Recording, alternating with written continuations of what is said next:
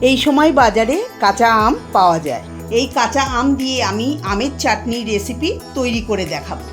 বাঙালিরা সাধারণত দুপুরে খাওয়ার শেষ পাতে চাটনি খেতে খুবই পছন্দ করে। আজ আমি আমের চাটনি রেসিপি শেয়ার করব।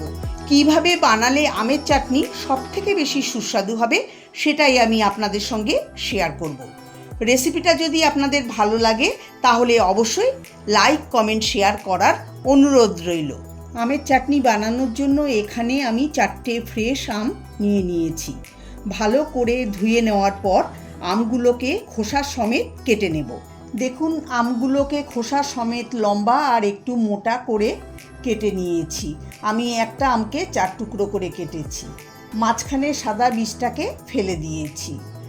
এবার আমগুলোকে জলে ভিজিয়ে রেখে দেব 5-7 মিনিট। এতে আম কালো হবে না আর আমের যে একটা কষভাব থাকে সেটাও চলে যাবে।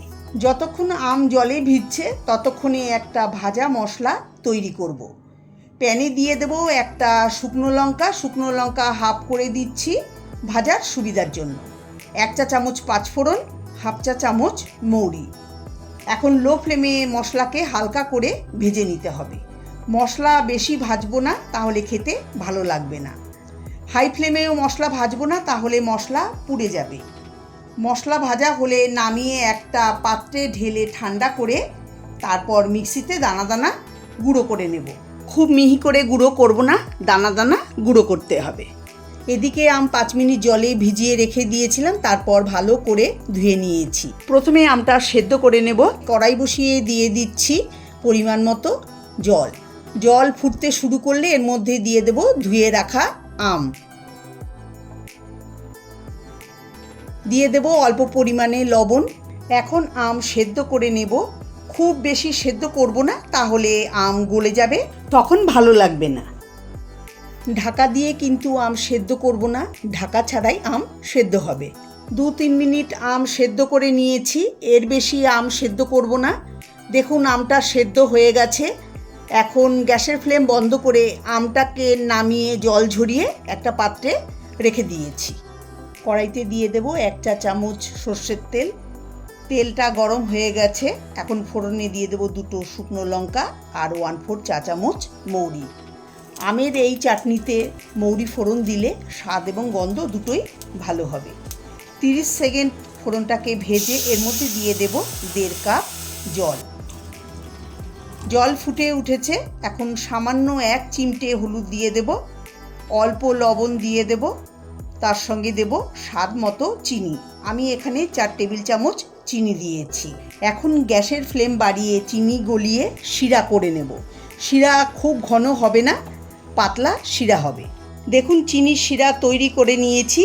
শিরা খুব ঘন করার দরকার নেই, শিরা একটু পাতলা করতে হবে। এবার দিয়ে দেব সেদ্ধ করা আম। আম দিয়ে মিশিয়ে দেব। মিডিয়াম ফ্লেমে 3-4 মিনিট সময় ধরে চিনির শিরায় আম ফুটিয়ে নেব। গরমের দিনে লোভনীয় এই আমের চাটনি কিন্তু খেতে খুবই ভালো লাগে। বাচ্চা থেকে বড় সবাই কিন্তু খুবই পছন্দ করে। যখন এটা কিছুটা ঘন হয়ে যাবে তখন দিয়ে দেব বানিয়ে রাখা ভাজা মশলা। খুব বেশি ভাজা মশলা দেওয়ার দরকার নেই। আমি এখানে 1.5 চা চামচ ভাজা মশলা দিয়ে দিয়েছি। ভাজা মশলা দিয়ে আমের সঙ্গে মিশিয়ে দেব। এটা খুব ঘন করব না, কারণ ঠান্ডা হলে ঘন হয়ে যাবে। তৈরি হয়ে গেল লোভনীয় স্বাদের আমের চাটনি। এই অবস্থাতে আমি নামিয়ে পুরো ঠান্ডা করে নেব। তারপর ঠান্ডা ঠান্ডা পরিবেশন করতে হবে। আপনারা চাইলে ঠান্ডা করে ফ্রিজে রেখে দিয়েও খেতে পারেন। দারুণ লাগে ঠান্ডা ঠান্ডা এই আমের চাটনি খেতে। খুব সহজে তৈরি হয়ে গেল লোভনীয় স্বাদে আমের চাটনি রেসিপি। গ্যাসের ফ্লেম বন্ধ করে এটাকে ঠান্ডা করে নিচ্ছি। বানানো খুবই সহজ। আপনারা রেসিপিটা অবশ্যই বাড়িতে ট্রাই করবেন আর কেমন হয়েছে কমেন্ট করে আমাকে জানাবেন। রেসিপিটা ভালো লাগলে লাইক, কমেন্ট, শেয়ার করার অনুরোধ রইল। আমার চ্যানেলে নতুন বন্ধু হয়ে থাকলে চ্যানেলটাকে অবশ্যই সাবস্ক্রাইব করবেন, পাশে থাকা বেল আইকনটি ক্লিক করে। সবাই ভালো থাকবেন, সুস্থ থাকবেন। নমস্কার।